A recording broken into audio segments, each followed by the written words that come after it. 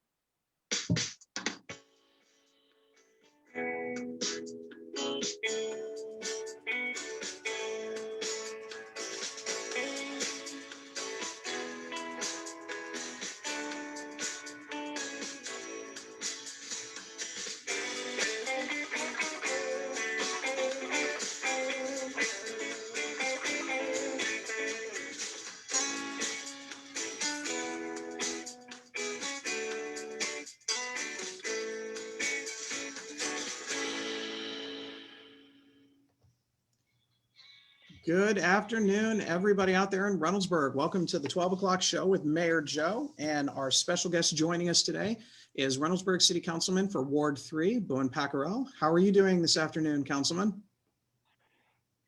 Good, Mayor. Thank you. And good afternoon to everyone. Got a good show today. Hope everybody's kind of recovered from the Thanksgiving festivities last week. We do have, as usual, a couple of topics to go over. We're going to start off with some winter code enforcement ideas, kind of like what we talked about last week. Leaf and yard waste management. Again, if there's actually any leaves left in Reynoldsburg, make sure you don't shovel them into the street so they get into the storm sewers and things like that.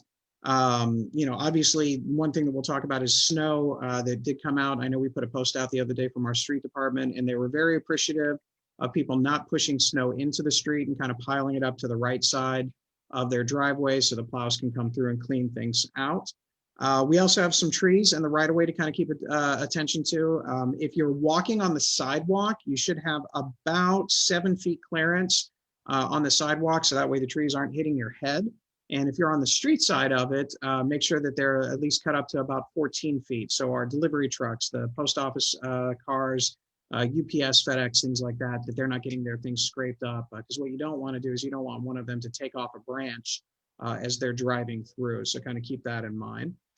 We also have our garbage removal. I know ours is overflowing because not only did we put out all of our holiday decorations, we decided to clean out the basement on Friday for Thanksgiving break. So that was a lot of fun. So we have a little bit more garbage than usual. You can put it out actually beginning right now, Wednesday at 12 o'clock, and make sure that you bring the canisters in by Friday at 12, assuming that everything's been able to get picked up. I know Rumpke was delayed a little bit last week, and so keep that in mind. But if you have any questions, feel free and give them a call or call us. Also, just as a good reminder for our snow removal systems and things like that, to make sure you have, try and get your cars off the street, especially if you know that there's going to be some anticipated snowfall coming. So that way it's easier for our snow plows to get through and clear everything out. But if you have any unlicensed or disabled vehicles, those especially you want to get off the streets. Code enforcement is going to come around during the winter season and take care of those particular issues. Want to make sure we get that kind of cleared out for it. So those are kind of the standard stuff. I don't have any major pictures for you. Code enforcement is not, it's not that they're not out doing anything. It's just right now it's the winter time. So it's a little bit harder to find some of the things and get people to get some of the stuff taken care of. But they're getting ready and prepped up for the spring as the weather thaws after the first of the year. All right, we have our CARES Act is closed out again. We still have a few checks to distribute, probably some later this week and next week. We'll have awarded about $226,000, which is a huge amount for our small businesses. I hope everybody had the opportunity to go out on Small Business Saturday last weekend, or at least be able to order something online from our local businesses, as they're kind of the lifeblood of our community. So I hope you were able to get out and enjoy that. And if not, you can do it again this weekend. So we've got some good weather, the sun's out. I know the small businesses will be happy to go ahead and serve you whatever they can. As far as some of our events coming up, our big one is going to be our virtual tree lighting ceremony here at City Hall on December 5th. We're going to get started a little bit before 6. And I'm happy to say that members of French Run Elementary School will be joining us to count down to make sure that we get those lights going off at the right time. Got a lot of excitement out there. Special shout out to Principal David Schodner over at French Run Elementary, who's going to go ahead and lead that charge. But again, if you would like to watch, it'll be streamed live on Facebook. There's going to be another special guest. His initials are SC for all the boys and girls out there that are curious. So you'll see him hopefully come in with maybe some other special guests and maybe a few reindeer as well. We're working on some fun things out there. If you haven't had a chance to look at our Facebook page or looked at some of the things on our Connects email, we do have a couple of things for you from the Parks and Rec Department. We do have pictures with Santa Claus. They're socially distanced and they have all the rules and regulations on the Facebook page. But you have the opportunity to get some socially distanced pictures with the big guy himself. Tell him a little bit about maybe what you would like for Christmas and things like that. So we've got those up at their appointment only. So make sure you go ahead and look online and go ahead and get registered for that.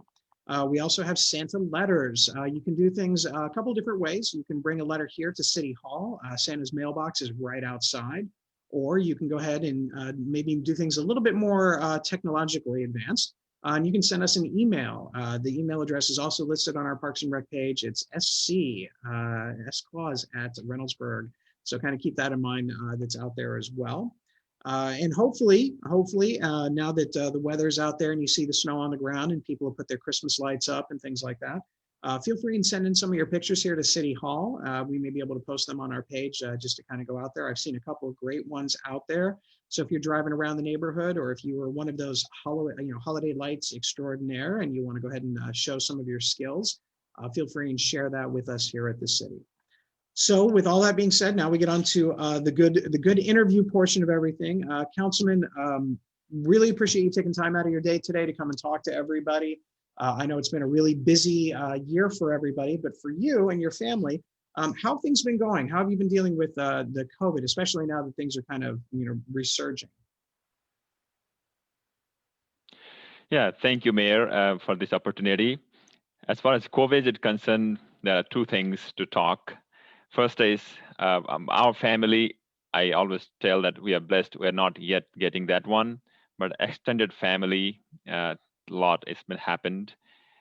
2 days ago, we had 2 funerals here in Reynoldsburg from within the community. One was 84 years old, grandpa. He passed away with the COVID. So he was in the hospital for 10 days, and also one more with the similar age. I don't know exactly. And very, very bad, because when you go to the funeral, you are not allowed to see the face also, because it's been covered completely by the plastic, opaque plastic, and really, really sad situation. And the family members sitting and watching, they feel that that is not their loved one, though it is the right thing, but they don't want to, that the mind in that delusion state, they don't want to believe that is the right, but they have to comply with whatever the order is that. So very, very sad situation last few days ago. Leaving that, when it comes to other situations, there are a lot of struggles I think all of us are facing together.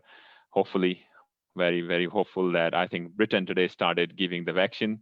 So hopefully we'll get in the next few months, we will get that thing and we'll go back to our normal life. That is a hope, and hope that will be right for all of us very soon. Yeah, I know we've made some changes here at City Hall to try and reduce a little bit of the public input just because of the safety aspect of it. So for those of you watching at home, we are open today. If you need to come in and come to the building department or to the water department, or if you have other questions, you can obviously call. However, most of the rest of the days of the week, we are closed to the public, Monday, Tuesday, and Friday. Thursday, we are open to the public for court purposes only.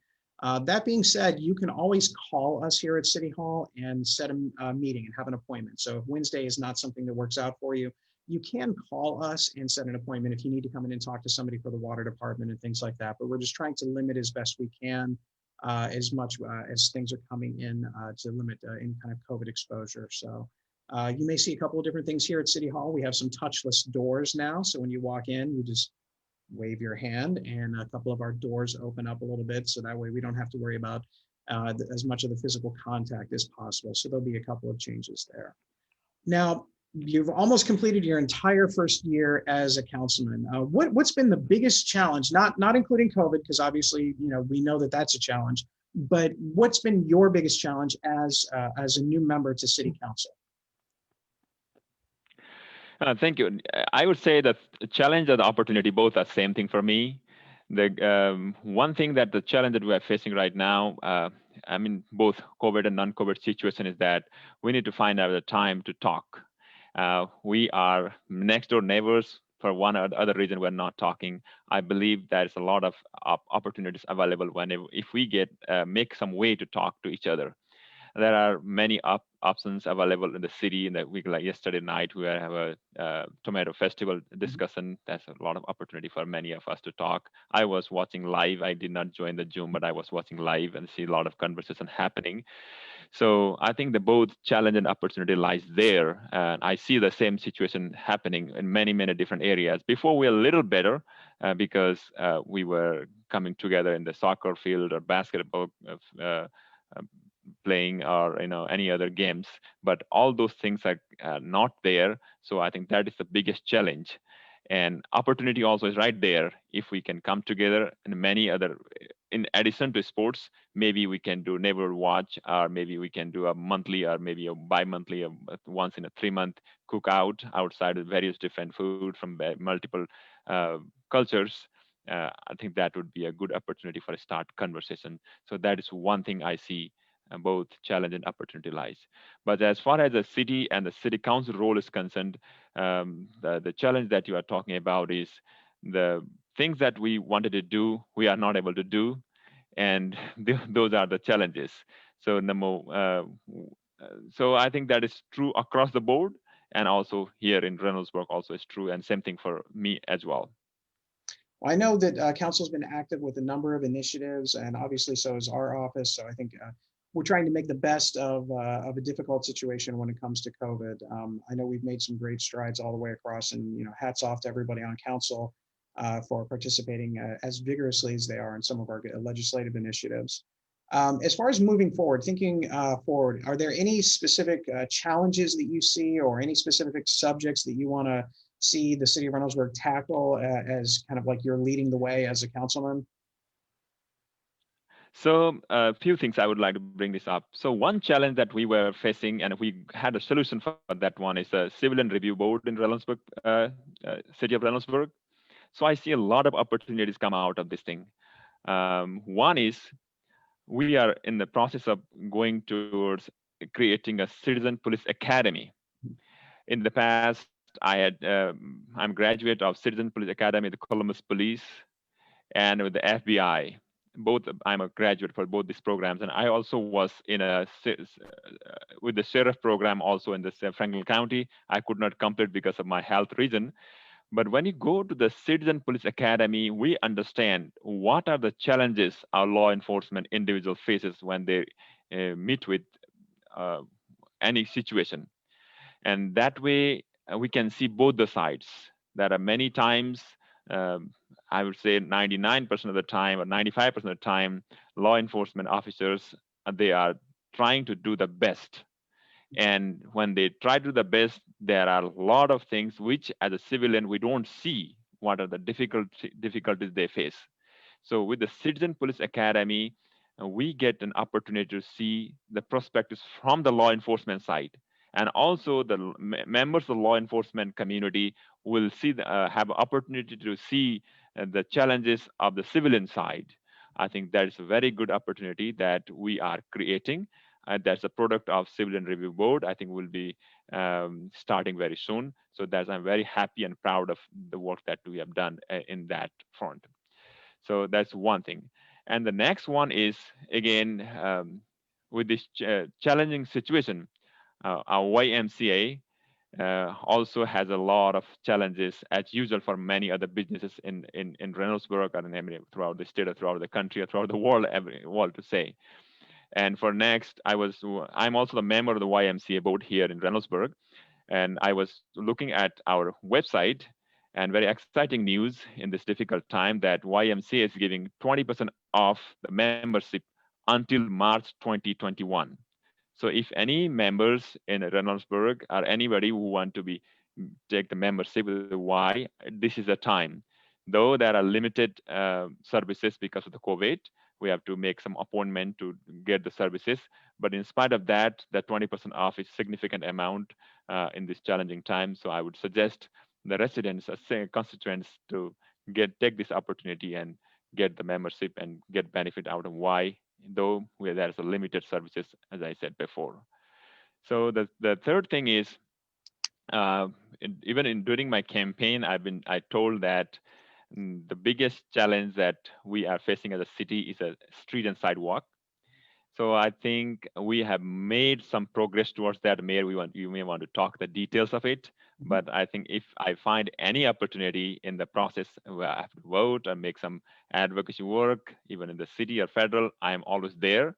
I think as a city, we need to have a good sidewalks and a street that is for all the citizens, even for the students who are walking now. That's not that option because many of them, let me say, are doing online schoolings because of COVID.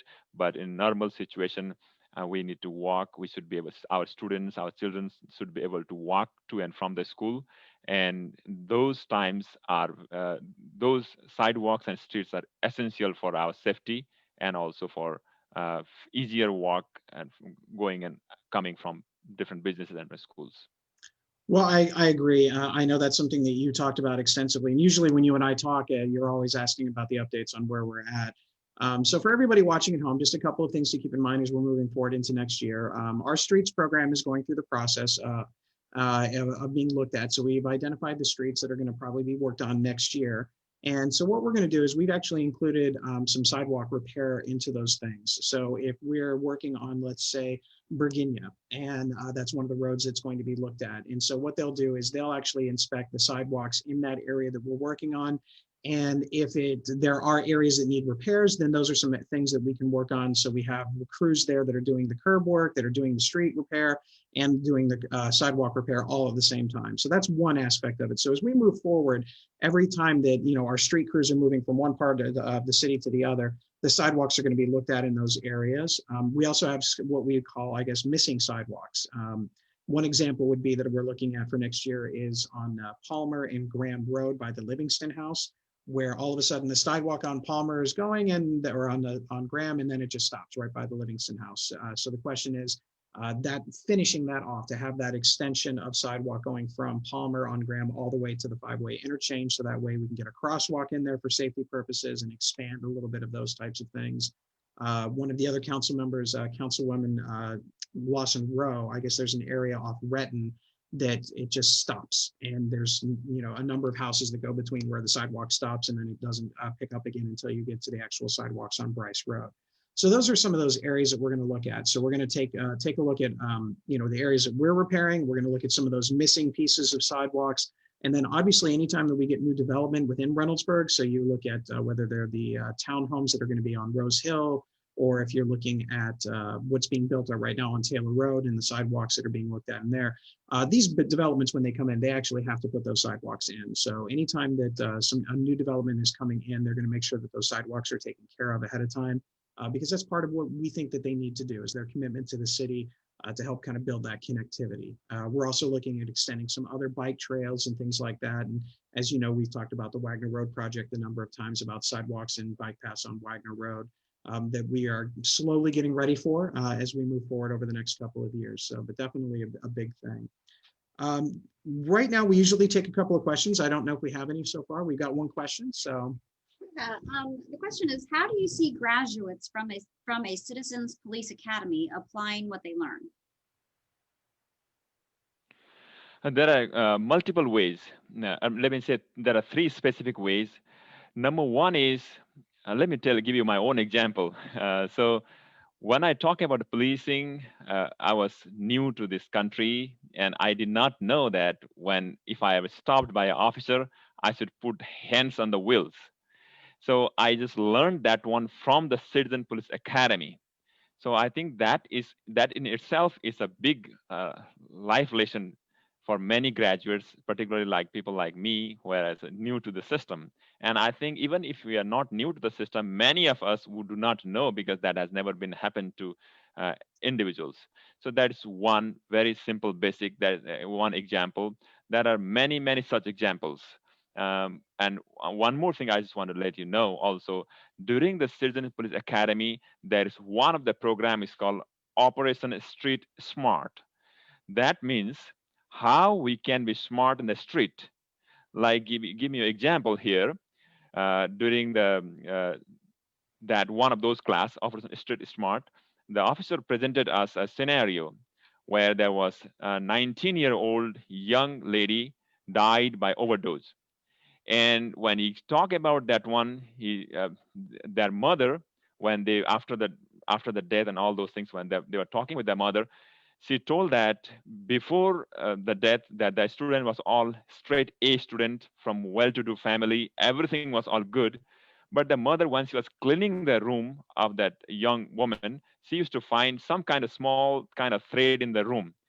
She did not even think about what was that, but she just vacuumed or cleaned whatever had happened.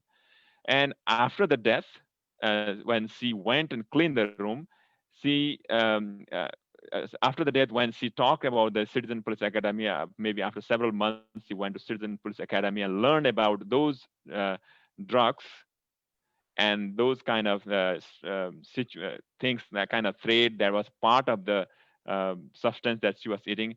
She was kind of crying, not crying, she was crying, literally crying, and telling that if I had known this 6 months before, that my daughter would have been here today. And she cried and she was so emotional. She got involved in the Citizen Police Academy and tell that story to many, many, many other people.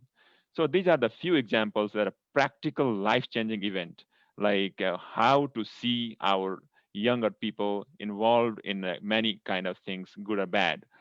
And that's one. And the second thing is, after the graduation, Columbus Police and FBI, both of them, they have a Citizen Police Academy alumni program.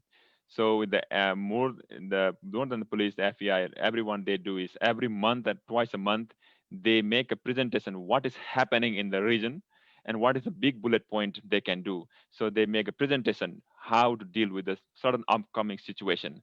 So every now and then they will update the Citizen Police Academy alumni of the situation. And there are also areas where alumni can be involved, like food drive or code drive, all those things that happens, they can be involved and be part of the society at large, because we'll be working with the police as well as the community, and that will be a bridge between these two.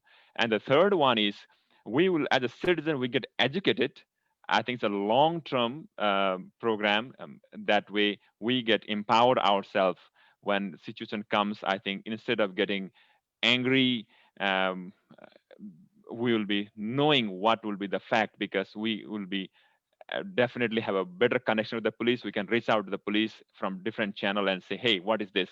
And police can respond in much better way. So these are the three areas which I think on top of my head how that's get benefited, but I think there are multiple other benefits as well. I would look at it as there's like one logistical one, like what you're talking about, those real life examples. And I think the other part of it is something that that the police officers that are going to be participating in it, as well as the civilians, will get to know each other. And anytime, you let off earlier talking about communication, anytime that these two groups can talk more and see each other's points of view, that it's going to work out better in the long run. We do have another question, so we'll go ahead and. Yeah, I've got a couple. Neil Whitman wants to know, how do you sign up for the Citizen Academy? Okay. That one I'll go ahead and take. I believe the first part of the Citizen Police Academy is going to go specifically to those that are going to be appointed to the Civilian Review Commission. I don't want to call them guinea pigs, but they're going to be the first ones through the class. And then once we figure out what that timeline is, then we can kind of go through the process. The chief and I have talked about it a couple of times. We would like to see if we can at least offer it once a quarter.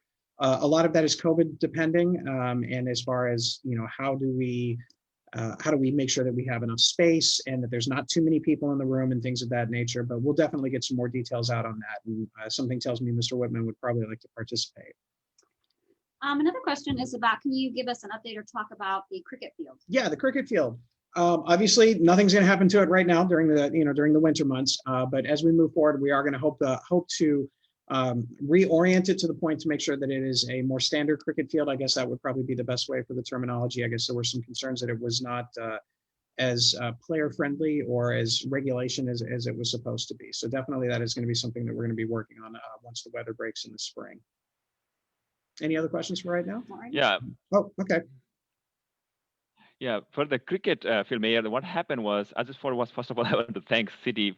They work quite a lot and making the investment on those field in our park there. The problem is it is built very close to parking lot, and cricket as a game, we need a lot of space around it. So I think we need to work on those things. There were some individuals who are asking me. So thank you. I think we'll be working on those in the days to come. Okay. All right. Couple other things real quick as we move on. We do have some other news, and if there aren't any other questions, I know there's get to some here in a minute. Just again, snow preparations. The big thing that comes up is make sure you kind of keep your fire hydrants clear of snow, and also for the homeowners in the area, the drainage pipes that come out into the streets, always good to try and clear those out as well. So when the snow starts to melt, the water can come down the pipes and get out into the street to get to our storm sewers itself. So that's another thing that we can talk about. Make sure you get that done so that way there's no backup. Parks and Recreation, we do have a couple of things up there. Registration is now closed and we are getting ready to prepare for our season. I know Parks and Rec sent out an email talking about the different leagues that are available. There's always a need for coaches. So if there's anybody out there that would like to volunteer and be a coach that maybe doesn't have somebody participating in it, feel free and do so. It's a great opportunity. I know my kids have gone through it pretty much every year. And I know my youngest, Alex, is looking forward to the season starting again. As of right now, we are aiming to go ahead and start that up in January. Obviously, everything is COVID depending and what facilities we're able to use and things like that. But as of right now, we're going to go ahead and plow forward with all of that stuff. One of the comments that was on there just talked about, how to, as far as the criminals versus the police and things like that and holding people accountable. I don't think that there's an issue with holding criminals accountable for what's going on. I think the issue is improving the communication so everybody understands what's going on. That sometimes the perception of actions by either the public or by the police department may be perceived in a different way. So I think it's not necessarily something where we're not going to be holding criminals accountable. That's not been an issue here at RPD. But again, it's just about openness and transparency all the way across. So that was one of the comments that I saw in there. I don't think there's anything else for right now. Do want to talk about one other thing. I'm so proud of our community commissions that are working very hard to bring some issues up, as well as our Tomato Festival. One of my favorite quotes can be attributed to a number of different things, but this is from a TV show called The West Wing, about decisions are made by those who show up. Let's kind of think about that for a second. Decisions are made by those who show up.